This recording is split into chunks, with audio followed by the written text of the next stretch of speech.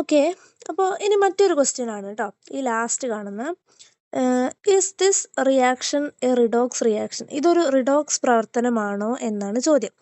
അപ്പോൾ അവിടെ CaCO3 plus 2HCl gives CaCl2 plus H2O plus CO2 എന്നാണ് വന്നിട്ടുള്ളത്.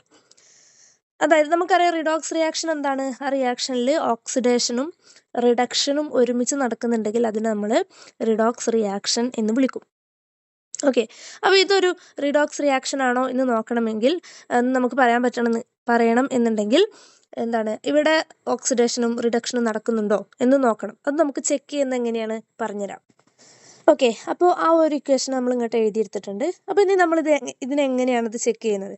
നമ്മളിതിൽ CaCO3യിൽ കാൽഷ്യത്തിൻ്റെതും ഓക്സിജൻ്റെയും ഓക്സിഡേഷൻ നമ്പർ നമുക്കറിയാം. അങ്ങനെ നമ്മൾ കാർബണിൻ്റെ ഓക്സിഡേഷൻ നമ്പർ കാണുന്നു. ദെൻ HCl ഓക്സിഡേഷൻ നമ്പർ നമുക്കറിയാം അല്ലേ. ഓക്കെ, ദെൻ CaCl2 അവിടെ കാൽഷ്യത്തിൻ്റെ ഓക്സിഡേഷൻ നമ്പർ അറിയാം, Cl2ൻ്റെത് കാണുന്നു, H2O കാണുന്നു. ദെൻ കാർബൺ ഡൈ ഓക്സൈഡിലെ കാർബണിൻ്റെതും കാണുന്നു. ഓക്കെ, നമുക്ക് നോക്കി നോക്കാം. ആദ്യം നമ്മൾ CaCO3 എടുക്കുകയാണ് കേട്ടോ. ഓക്കെ, കാൽഷ്യത്തിൻ്റെത് +2 ആണ്, ഓക്സിജൻ്റെത് -2 ആണ്, കാർബണിൻ്റെത് നമ്മൾ X ആക്കിയിട്ട് കൊടുക്കുന്നു. 2 + X -6, 3 × -2 വരുമ്പോൾ -6 ആണ് വരിക, = 0. 2 - 6 X -4 = 0.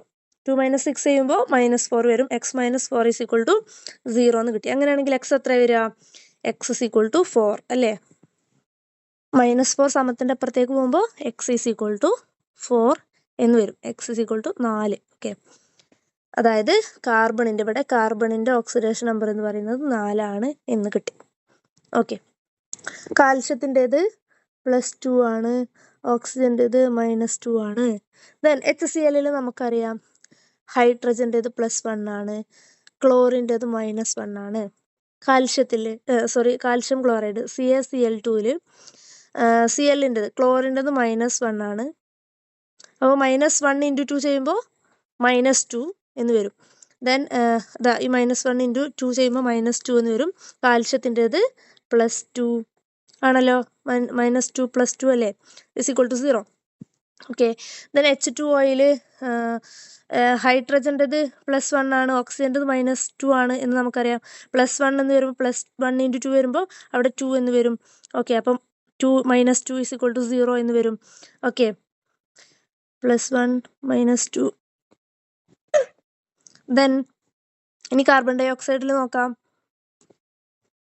കാർബൺ ഡൈ ഓക്സൈഡിൽ നമ്മൾ നോക്കുകയാണ് കേട്ടോ, ഒരു മിനിറ്റ്.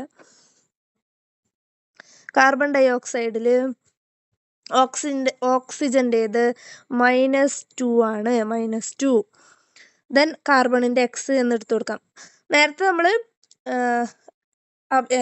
റിയാക്റ്റൻസിൻ്റെ അഭികാരത്തിലുള്ള കാർബണിൻ്റേതാണ് നമ്മൾ നേരത്തെ കണ്ടത്. ഇനി നമ്മൾ പ്രൊഡക്റ്റിലുള്ള കാർബണിൻ്റേതാണ് കാണാൻ പോകുന്നത്.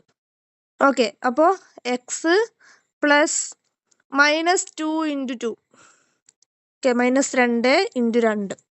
ഓക്കെ, ചെയ്യുമ്പോൾ X -4 = 0 എന്ന് കിട്ടി. അങ്ങനെയാണെങ്കിൽ X = എത്ര കിട്ടും? -4 അപ്പുറത്തേക്ക് പോകുമ്പോൾ X = 4 എന്ന് കിട്ടും. ഓക്കെ, പ്രൊഡക്റ്റിലെ കാർബണിൻ്റെ ഓക്സിഡേഷൻ നമ്പർ X = 4 എന്ന് കിട്ടി. അതായത് പ്രൊഡക്റ്റിലെ കാർബണിൻ്റെ ഓക്സിഡേഷൻ നമ്പറും 4 ആണ്. ഓക്കെ, ഇനി നമ്മൾ ചെക്ക് ചെയ്യാം. നമ്മളുടെ എവിടെ റിയാക്റ്റൻറ്റിൻ്റെ സൈഡിലും പ്രൊഡക്റ്റിൻ്റെ സൈഡിലോ ആർക്കെങ്കിലും ഓക്സിഡേഷനോ റിഡക്ഷനോ നടന്നിട്ടുണ്ടോ? എങ്ങനെ നമുക്കറിയാം? ഓക്സിഡേഷൻ നമ്പർ ആരുടെയെങ്കിലും കൂടിയിട്ടുണ്ടെങ്കിൽ അവർക്ക് ഓക്സിഡേഷൻ സംഭവിച്ചിട്ടുണ്ട്. ഓക്സിഡേഷൻ നമ്പർ ഏതെങ്കിലും ആറ്റത്തിൻ്റെ കുറഞ്ഞിട്ടുണ്ട്, ഓക്സീകരണാവസ്ഥ കുറഞ്ഞിട്ടുണ്ടെന്നുണ്ടെങ്കിൽ അവിടെ നിരോക്സീകരണം നടന്നിട്ടുണ്ട്, റിഡക്ഷൻ നടന്നിട്ടുണ്ട് എന്ന് നമുക്ക് മനസ്സിലാക്കാൻ പറ്റും. അപ്പോൾ ഓക്സിഡേഷൻ അല്ലെങ്കിൽ ഓക്സീകരണം നടന്നിട്ടുണ്ടോ എന്ന് നോക്കാം. അവിടെയെങ്കിലും ആരുടെയെങ്കിലും ഓക്സീകരണാവസ്ഥ അല്ലെങ്കിൽ ഓക്സിഡേഷൻ നമ്പർ കൂടിയിട്ടുണ്ടോ എന്ന് നമുക്ക് നോക്കാം.